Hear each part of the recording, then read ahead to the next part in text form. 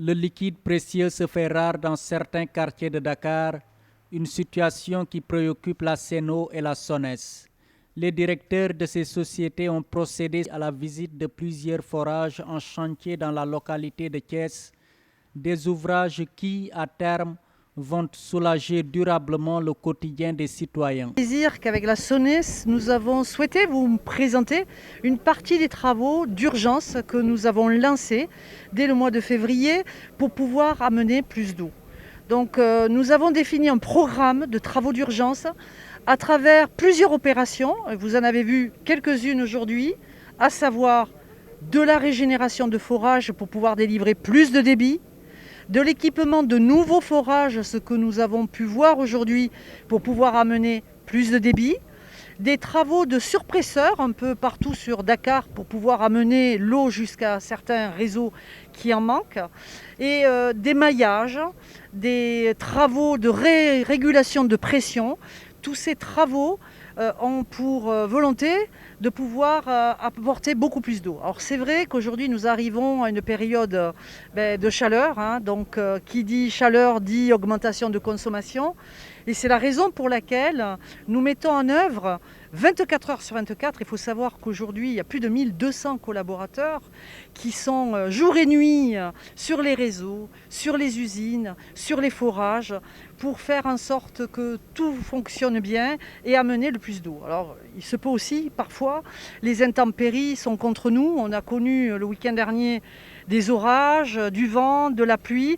Et bien, comme on a beaucoup d'installations électriques, mécaniques, électroniques, il arrive parfois aussi qu'elles sont en panne. Mais nous avons tout fait pour que justement les équipes puissent intervenir dans le meilleur délai, jour et nuit, même dans des endroits isolés, comme là vous pouvez le voir, pour pouvoir mettre le plus rapidement possible ces installations en fonctionnement avec de la qualité, puisque derrière il y a chloration pour garantir une eau de qualité, eau potable dans les robinets.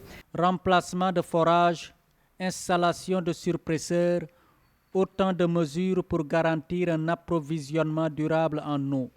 Seulement, déplore le directeur général de la SONES, le combat n'est pas gagné d'avance. Les activités maraîchères contribuent fortement à la diminution de la pression et à la perturbation de la fourniture en eau. Comme nous l'avons l'habitude de le faire, en attendant la mise en service des projets structurants, cette année également, le gouvernement du Sénégal a décaissé près de 5 milliards de francs CFA exclusivement dédiés à des programmes d'amélioration ou programmes de consolidation même de l'alimentation en eau potable de Dakar, qui est confié aux fermiers Sen'Eau. C'est ce que nous venons de visiter, que des ouvrages de renforcement de la production, constitués de réhabilitation de forages, parce que les forages, leur performance évolue d'année en année. Il y a un certain aléa au niveau des forages. C'est aussi la réalisation de nouveaux forages, mais comme vous l'avez constaté, c'est plutôt même des remplacements de forages qui existaient, mais que nous avons perdus en cours de route. C'est pour dire à quel point ces forages constituent une solution provisoire. C'est également le renforcement, l'amélioration de l'alimentation dans les quartiers en hauteur, comme Fadia, comme les Parcelles Assainies, comme également Batrin, comme Montagne Rouge à Ouakam, comme Yen et tant d'autres. J'en profite de Rufisque pour remercier les maires de ces localités qui ont bien voulu nous faciliter quand même l'attribution de petites assiettes foncières pour y ériger nos surpresseurs conteneurisés. Mais dans le cadre de ce programme, et même des programmes intérieurs, nous avions pensé également mettre en place des ouvrages et des réseaux pour les maraîchers. Comme vous le savez, l'eau nous provient du lac de Guerre en passant ici par Thiès, qui est le hub. Mais avant d'arriver à Dakar, ça passe par Carmel, à côté de Sébikotane.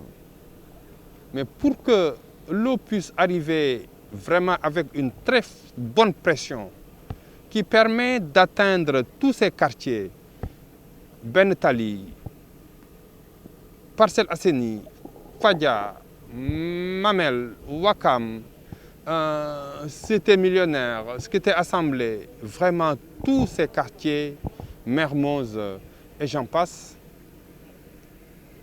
il faut qu'il y ait une bonne pression sous l'eau. Mais avant d'arriver à Dakar, nous avons d'autres types d'usagers qui sont là, qui n'utilisent pas l'eau à des besoins de consommation sous forme d'autres boissons, ou qui n'utilisent pas l'eau pour prendre une douche pendant cette période de forte chaleur, mais qui l'utilisent pour des activités agricoles et qui cassent la pression. Il n'y a pas moins de 15 000 à 20 000 mètres cubes. Et là, je minimise quand je dis même 20 000 mètres cubes. 20 000 mètres cubes, c'est presque 2 fois les besoins en consommation d'une localité comme Kaolack. 20 000 mètres cubes, c'est presque ce dont une ville comme Thiès a besoin en termes de quantité d'eau par jour. Mais tant que, quels que soient les efforts que le gouvernement du Sénégal continuera de faire, l'eau ne profitera pas entièrement aux populations de Dakar si ces maraîchers continuent à casser cette pression. Nous avions quand même investi avec l'appui de l'État du Sénégal sur des forages que nous pouvons appeler des forages maraîchers. Vous les connaissez tous, c'est les forages de Berthelane, que les forages de Tcharoy, dont la qualité de l'eau permet quand même une bonne culture agricole. Et près de 5,5 milliards de francs ont été dépensés par l'État. Certains maraîchers que je remercie pour leur esprit de patriotisme ont accepté d'être reportés sur cette canalisation. Mais il y en a d'autres qui sont souvent quand même, qui constituent un petit nombre, mais qui irriguent plusieurs centaines d'hectares de cultures maraîchères destinées à l'exportation, parce que ce chiffre d'affaires, ils ne le partagent pas avec vous. Ils les encaissent, mais qui nous empêchent, qui empêchent d'amener toute l'eau, toute cette capacité, ou en tout cas de mobiliser toute cette capacité de production. Et je les invite aussi à vraiment accepter un planning d'arrosage ou un planning quand même d'ouverture. Et à chaque fois que nos techniciens vont sur place, et le lendemain, nos compteurs ou nos dispositifs de sécurisation sont vandalisés. Et là aussi, nous sommes en train de travailler. L'imam Youssoupha Sarr, porte-parole des consommateurs, s'est dit rassuré au vu de l'avancement des travaux.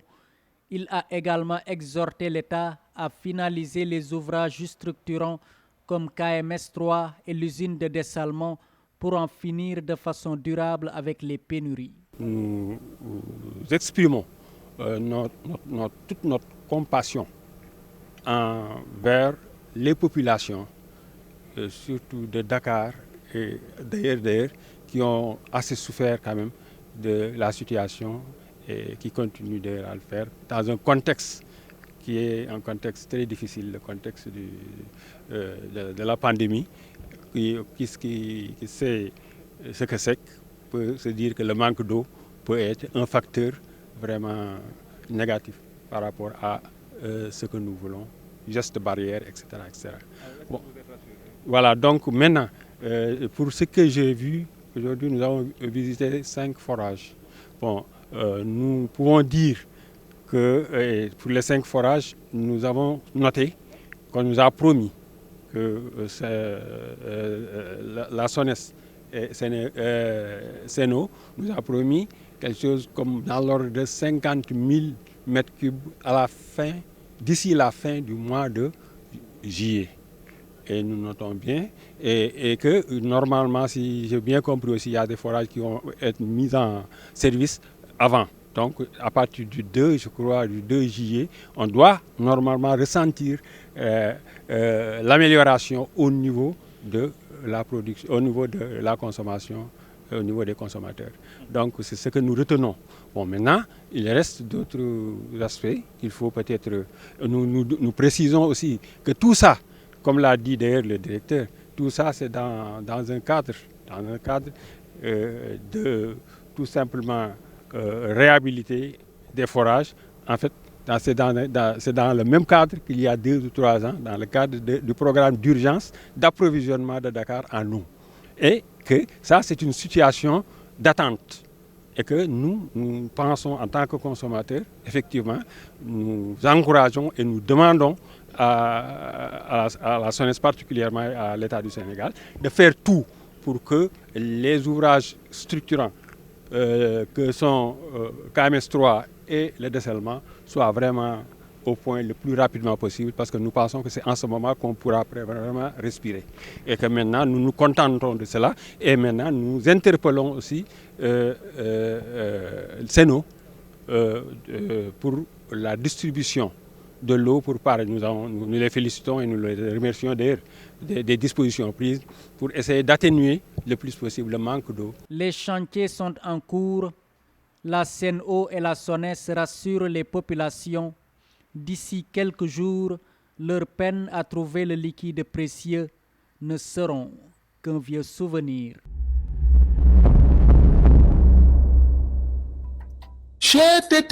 mais yow sa waay yow fu ñu la fekk yaa ngi ci kanamu ordinateur bi wala sa kanamu tablette ba sa téléphone portable lu xew.